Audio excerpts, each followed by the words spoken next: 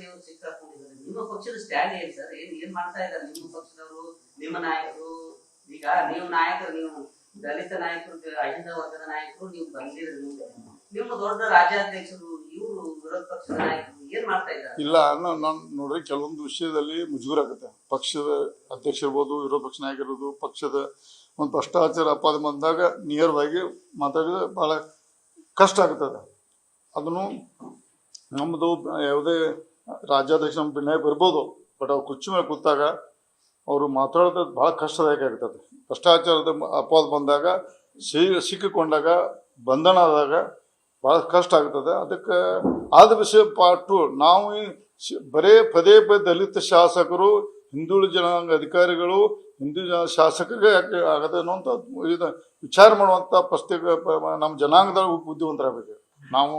ಇನ್ನು ಅದು ಏನಾಗ್ತೈತಿ, ಬೇರೆ ಚಂದ್ರು ಲಮ್ಮಣಿ ನಿರುಕ್ತವಾಗಿ ಹೊರಗೆ ಬರ್ತಾರೋ, ಅಪ್ಪರದಾಗ ಒಳಗೆ ಬರ್ತಾರೋ, ಅದು ಬೇರೆ ವಿಷಯ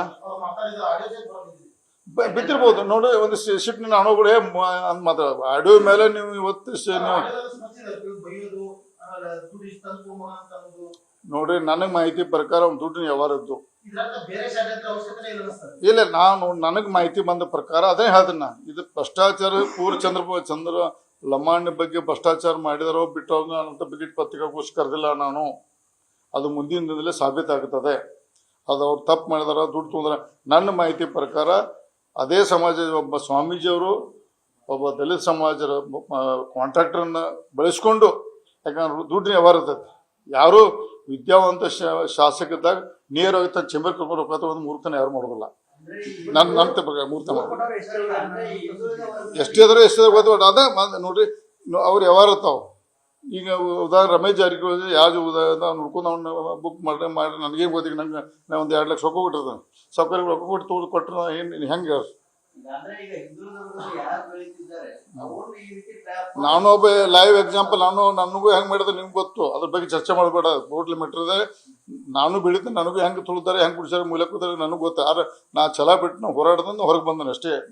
ನಾನು ಒಬ್ಬ ಅದಕ್ಕೊಂದು ವಿಕ್ಟಿಮ್. ಅದು ನಾನು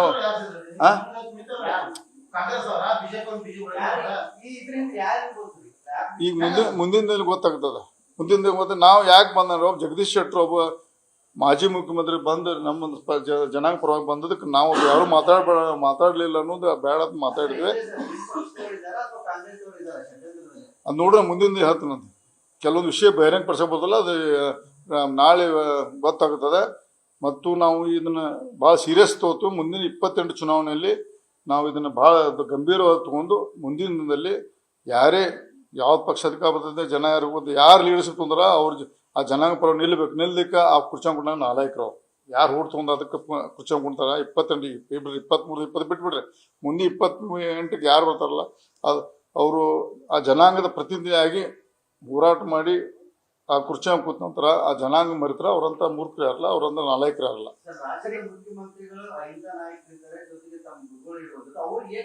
ಯಾರು ನಮ್ಮ ಗುರುಗಳಲ್ಲ ಅವರು.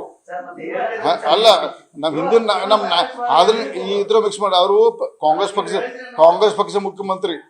ಕೆಲವು ವಿಷಯದಲ್ಲಿ ಇವತ್ತು ನನ್ನ ನಾಯಕರು ಅವರು. ಅದಕ್ಕೆ ನಾ ನಿರ್ಣಯ ಮಾಡತ್ತಿಲ್ಲ. ಕಾಂಗ್ರೆಸ್ ಪಕ್ಷ ಮುಖ್ಯಮಂತ್ರಿ ಅವರು ಇವತ್ತು ನಮ್ಮ ನಾಯಕರು ಇರ್ಬೋದು. ಈ ಸಂಬಂಧದಲ್ಲಿ ಆ ಚರ್ಚೆ ಸರಿಯಲ್ಲ ಅನಿಸ್ತದೆ ನನಗೆ.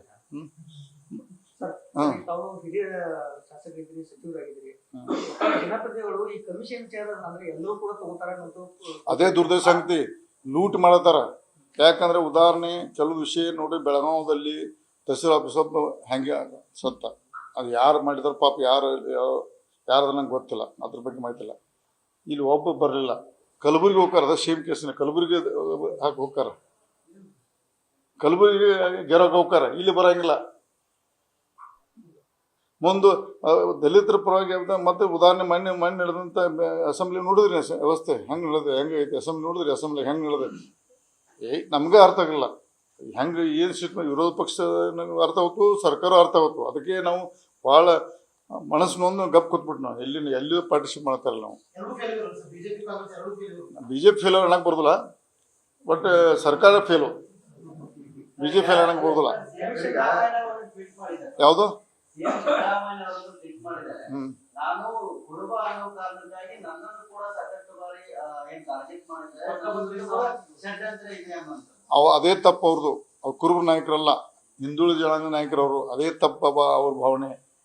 ಕುರುಬ ನಾಯಕರಲ್ಲ ಅವರು, ಹಿಂದುಳಿದರ ನಾಯಕ ಅನ್ನೋದು ಪ್ರತಿಪಾದನೆ ಮಾಡ್ಕೊಂಡು. ನಾನು ವಾಲ್ಮೀಕಿ ನಾಯಕ ಅಲ್ಲ, ಹಿಂದುಳಿದರ ನಾಯಕ. ನಾನು ಇರ್ತಟ್ಟು ಹೇಳ್ತೇನೆ. ಇರೋ ನೋಡ್ರಿ, ಅದನ್ನ ನನಗೆ ಗೊತ್ತಿಲ್ಲ. ಅವರು ಯಾಕೆ ನಾನು ಇವತ್ತು ಹೇಳ್ತಾನ 13-15 ಸಿದ್ದರಾಮಯ್ಯ ಇವತ್ತು ಇರಲ್ಲ. ಅವ್ರು ಅಲ್ಲ, ಮೊದಲೇ 13-15 ಸಿದ್ದರಾಮಯ್ಯ ಅಲ್ಲ. ಇವತ್ತು ಸಿದ್ದರಾಮಯ್ಯ ನೋಡ್ರಿ ನನಗೆ ದುಃಖ ಆಗ್ತದೆ. ಅವರು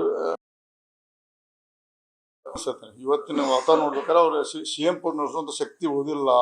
ನಾನು ಅವ್ರ ಜೋಡಿ ಮಂತ್ರಿಯಾಗಿ ಕೆಲಸ ಮಾಡಿದಾಗ ಅವ್ರನ್ನ ಮಾತಾಡೋ ಶೈಲಿ ನೋಡ್ರಿ ನನಗೆ ಒಂದು ನಮ್ನಿ ಅನಿಸುತ್ತೆ. ಇವತ್ತಿನ ಸಿದ್ದರಾಮಯ್ಯ ಹೌದು ಅಲ್ಲ ಅನಿಸುತ್ತೆ, ನನಗೆ ಸಂಶಯ ಬಂದದೆ. ಸರ್, ಈಗ ಕಾಂಗ್ರೆಸ್ ಬಿಜೆಪಿ ಅಂತಲ್ಲ, ಈಗ ಒಟ್ಟಾರೆ ವ್ಯವಸ್ಥೆ ರಾಜಣ್ಣ ಅವ್ರ ಕೇಸ್ ಆಗಿರ್ಬೋದು, ಹಿಂದೆ FT ನಿಗಮದ ಕೇಸ್ ಆಗಿರ್ಬೋದು. ನೋಡ್ರಿ, ರಾಜನ್ ಅವ್ರ ಕೇಸು ಅದು ವಿಭಿನ್ನ. ನಾಗೇಂದ್ರ ಅವರು ನೋಡಕ್ಕೆ ಚಿತ್ರದ ಅವ್ರದ್ದು.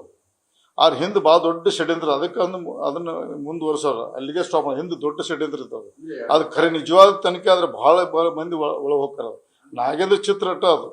ನಿರ್ಭೀತ, ನಿಷ್ಪಕ್ಷಪಾತ, ವಿಶ್ವಾಸಾರ್ಹ ಸುದ್ದಿಗಳಿಗೆ ಮತ್ತೊಂದು ಹೆಸರಾಗಿರುವ ನ್ಯೂಸ್ 18 ಕನ್ನಡ ಈಗ ಆಪ್ನಲ್ಲೂ ಲಭ್ಯವಿದೆ. ದಯವಿಟ್ಟು ಇಲ್ಲಿರುವ QR ಕೋಡ್ ಸ್ಕ್ಯಾನ್ ಮಾಡಿಕೊಂಡು ಆಪ್ ಡೌನ್ಲೋಡ್ ಮಾಡೋದಕ್ಕೆ ಮರಿಬೇಡಿ. ನಿಮ್ಮ ಬೆಂಬಲ ಹೀಗೆ ಸದಾ ನಮ್ಮೊಂದಿಗಿರಲಿ. ಧನ್ಯವಾದ.